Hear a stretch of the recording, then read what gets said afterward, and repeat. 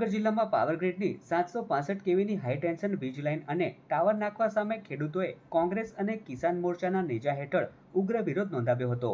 પૂરતું વળતર મેળવવા અને કોરિડોરમાં જ રહીને કામગીરી કરવાની માંગ સાથે ખેડૂતોએ રાજકોટ સ્ટેટ હાઈવે અને જૈનાબાદ બહુચરાજી હાઈવે પર ચક્કાજામ કર્યો હતો.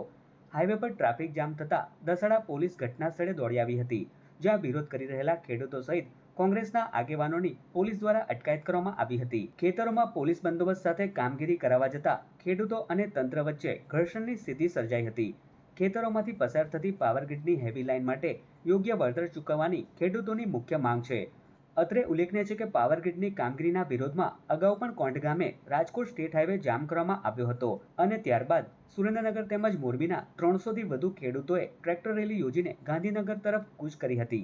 માપદંડો પ્રમાણે નથી મળતું, મોંઘું મળે છે અથવા તો એ નકલી મળે છે. આમ ઘણા બધા સમસ્યાઓ ખેડૂત અત્યારે પીસાઈ રહ્યો છે. ખેડૂત પોષણ ભાવ નથી, ખેડૂત જાય તો જાય ક્યાં? આ ખેડૂતની વારે, આ ખેડૂતની પીડામાં અમે પણ એક ખેડૂત છીએ અને ખેડૂત તરીકે ખેડૂતના વારે અમે આજ સૌ એકત્રિત થઈ અને ચક્કાજામનો અહીંયા આજ